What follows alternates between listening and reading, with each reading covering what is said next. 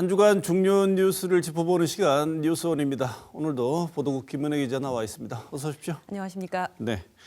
자, 첫 소식이 조금 다소간 섭섭하고 슬픈 소식이네요. 네, 그렇습니다. 전해주시죠. 네, 우리 지역과도 관련이 깊은 이 동해 유전 개발 이른바 대왕고래 프로젝트 관련입니다. 네, 지난 6월 초 윤석열 대통령이 그것도 첫 국정 브리핑을 열어서 네. 일부러 연 거죠. 그래서 경북 포항 영일만 앞바다에 막대한 양의 석유와 가스가 매장돼 있을 가능성이 높다는 이런 물리 탐사 결과가 나왔다고 했어요. 대왕고래를 포함한 7개 공구에 최대 140억 배럴에 달하는 이 석유와 가스가 매장되어 있을 가능성이 매우 높다는 결과가 나왔다. 이렇게 밝혔습니다. 우리나라 전체로 보면은 천연가스는 최대 29년, 그리고 석유는 최대 4년을 넘게 쓸 수 있는 양이다. 이렇게 발표를 했고요.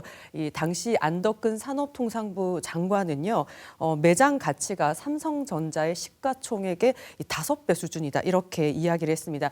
이 결과는요, 분석업체 액트지오라는 곳이 낸 건데요. 이 글로벌 자원 개발 회사도 아니고 이 소규모 분석 업체인 점, 그리고 이 본사 주소가 미국 주택가로 나오는 점, 그리고 다른 또 글로벌 자원 개발 업체는 이 조사를 하다가 철수를 했다. 이런 사실들이 좀 알려지면서 이 분석 결과를 신뢰할 수 있냐, 이게 맞느냐, 이런 비판이 많이 쏟아졌습니다. 윤 대통령이 이걸 대대적으로 발표할 당시에요, 최상병 사망 사건 관련해서 이 VIP 경로설이 좀 많이 부각이 됐었고, 또 김 여사 디올백 논란으로요, 정부와 대통령에 대한 이 여론이 크게 악화했을 때 당시 이제 이걸 발표를 하면서 경제적으로도 물론이고 정치적으로도 갈등을 불렀는데요. 이런 여러 가지 지적이 있음에도 불구하고 윤 대통령이 발표하고 난 이후에 굉장히 속도감 있게 진행됐죠. 한 달 뒤에요, 탐사 위치를 정했고, 그리고 지난달 12월 20일부터 이 47일 동안 진행이 됐습니다.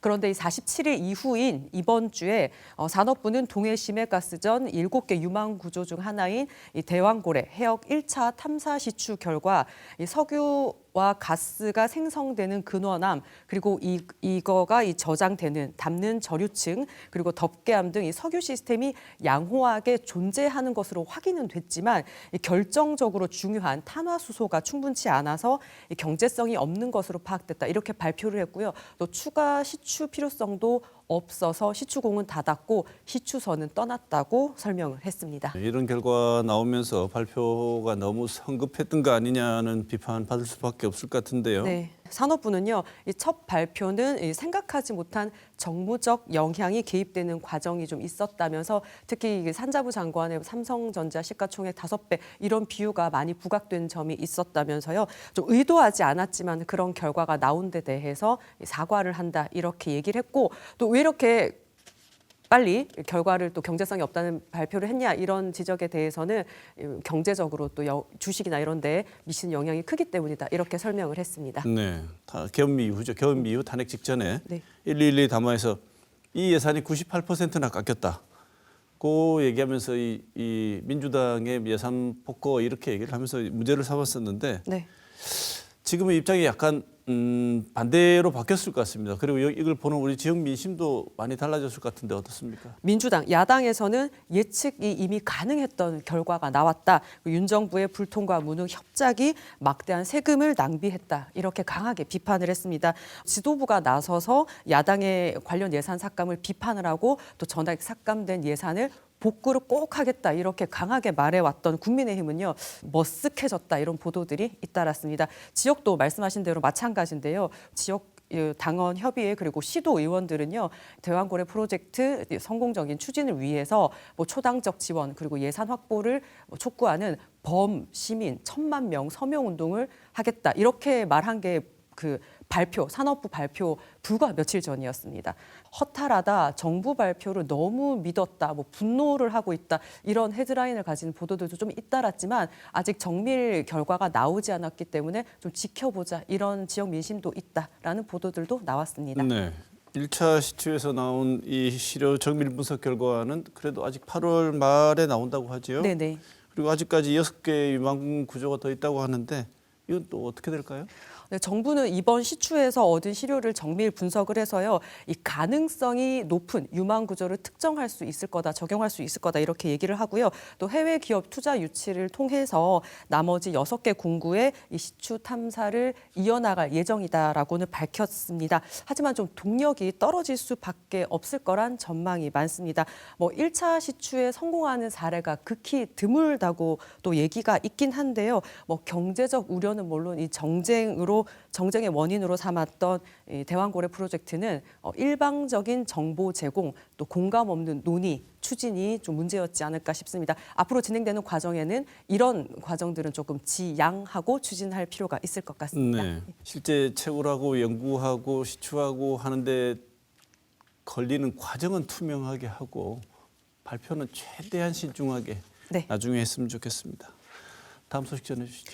네, 이 홍준표 대구시장이요 조기 대선 행보를 보이면서 이 중도 사퇴 가능성도 배제할 수 없는 가운데 홍 시장 최측근으로 잘 알려져 있죠. 이 정장수 경제부시장의 행보가 논란을 빚고 있습니다. 네, 공무원의 정치적인 중립 의무 위반, 또 사전선거운동 위반 소지도 좀 있다지요? 네, 그렇습니다. 정장수 부시장은요, 설날이었습니다. 1월 29일 날 설날 아침에 자신의 SNS에 커버 사진을 바꿨습니다. 홍준표 시장 사진이 있었고요. 준비된 대통령, 검증된 대통령이라는 문구가 쓰여 있었습니다. 그리고 국민의힘 로고도 박혀 있었고요. 긍정적인 댓글이 달리기도 했지만 이 조기 대선이 정해지지도 않았는데 좀 부적절하다는 지적이 잇따르자 정 부시장은 해당 게시물을 교체를 했습니다. 네. 전에도 이런 비슷한 일이 있었던 것 같은데, 이런 논란이 있었던 것 같은데 최측근 이런 행보 시정에 좀 더 전념해야 되지 않나 이런 비판이 나올 수밖에 없을 것 같습니다. 네, 맞습니다. 이 대구 참여연대는요, 이 커버 이미지는 교체됐지만 정부시장 SNS에 홍 시장 그 해당 이미지가 그대로 남아 있고요. 그리고 홍 시장의 행보를 지지하는 게시글이 다수 있는 상태라면서 대구의 민생 경제가 이렇게 어려울 때 대구시정과 시민의 삶에는 관심이 전혀 없고 홍 시장의 대선 가도에 몰두하고 있다는 점에서 규탄하지 않을 수가 없다 이렇게 지적을 했습니다. 그리고 더불어민주당 대구시장도 성명을 냈는데요. 이쯤 되면 사퇴를 하고 나가서 홍 시장을 돕는 게 맞다라고 하면서요.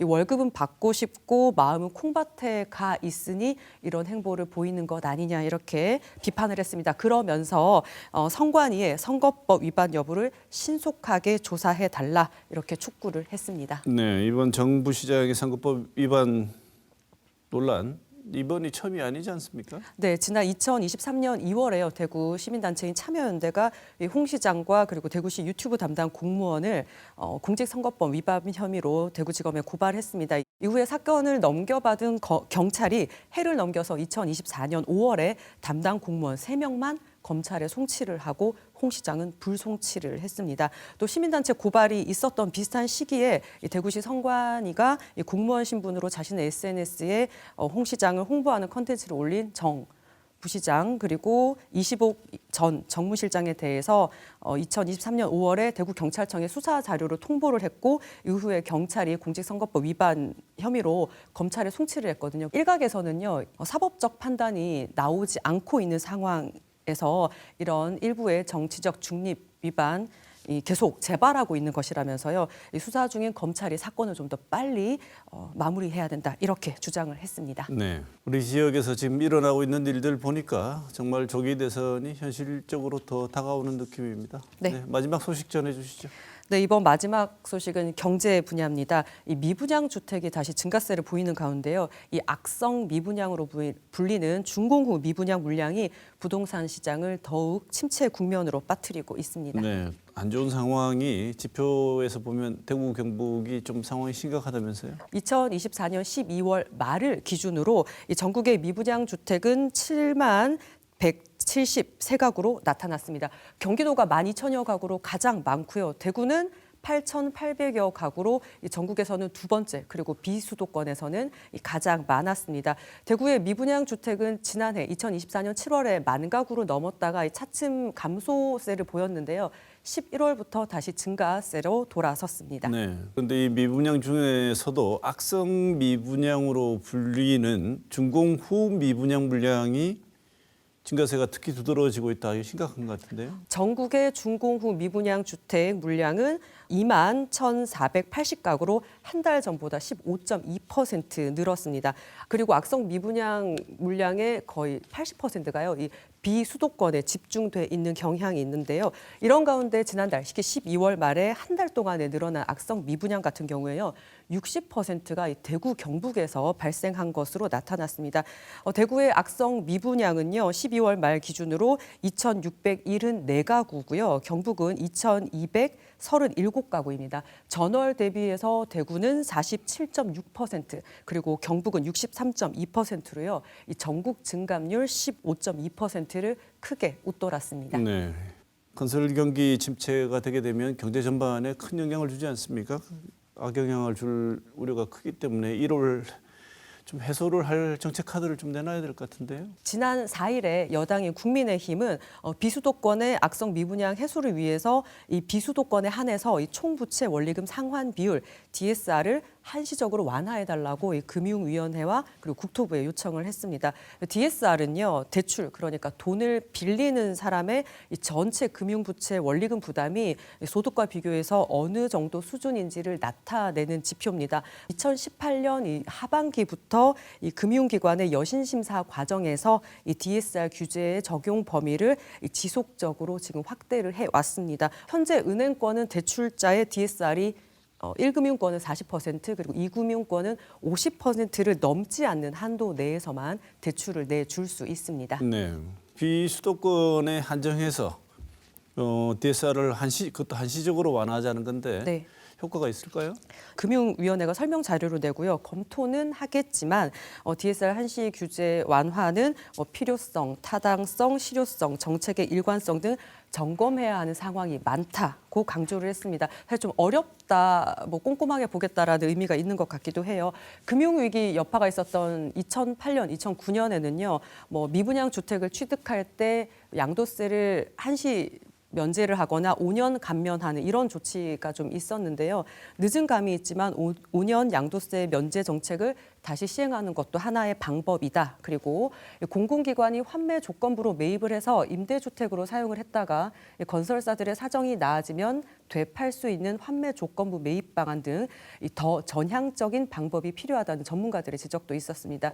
그리고 지금은 투기 수요가 없이 시장 불안으로 이어질 가능성이 적은 만큼 이 수도권과 서울과 수도권의 차별적인 접근은 필요하겠지만요. 이 지방도 입주 물량이 줄면서 이 수급 불균형 가능성이 있어서 이 무조건적인 규제 완화는 좀 곤란한 측면이 있다. 이런 전문가들의 분석도 있었습니다. 네. 예전 경험에 비춰보면 부동산이라는 게 경제 전반에 잘못 대응하면 폭탄이 될 수도 있는 문제이기 때문에 적절한 대응이 필요해 보입니다. 네.